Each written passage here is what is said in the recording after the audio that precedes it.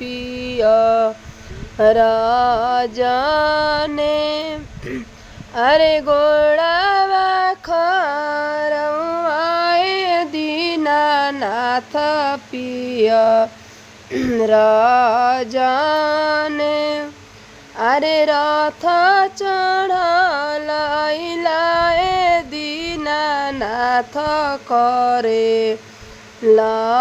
विचार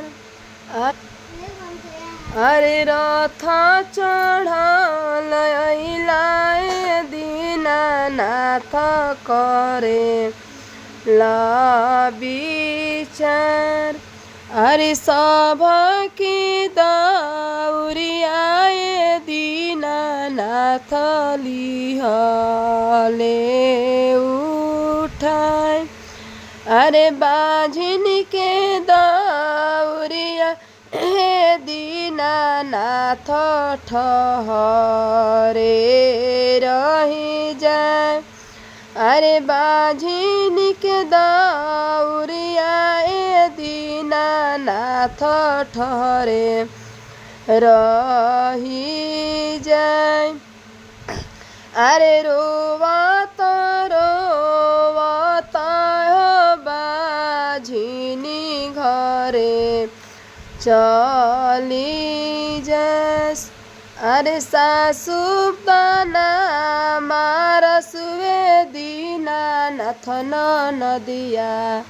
पारे गारी अरे गोतिनी बिरहियाए दीनानाथ सह लो ना जाए अरे गोतिनी बिरहियाए दीनानाथ सह लो ना जाए चुप रहा आहो बाझिनी जानी रोई मर अरे चुप रहा आहो बाझिनी जानी रोई मर तोहरा के देबो बाझिनी गाजाधर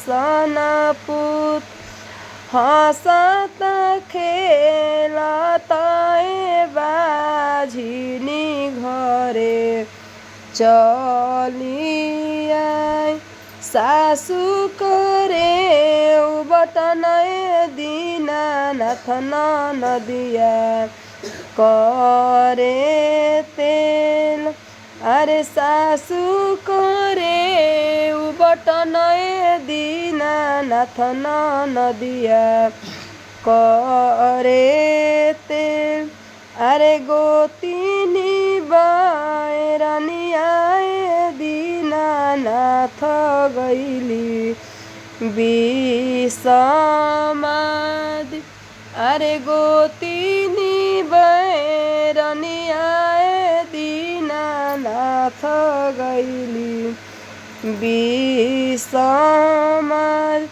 सुनी प्रभु आहो दीनानाथ आरती राउर उतार सुनी प्रभु आहो दीनानाथ रौरार उतार। हम विभा पांडे लोक गायिका बक्सर जिला से। अगर हमार वीडियो अच्छा लगी तो लोग एक लाइक ज़रूर करब जा। आज थोड़ा सा तबीयत ख़राब होने के वजह से मेरा आवाज़ थोड़ा अजीब लग रहा है। अगर अच्छा लगे तो एक लाइक ज़रूर करिए आप लोग। जय छठी मैया।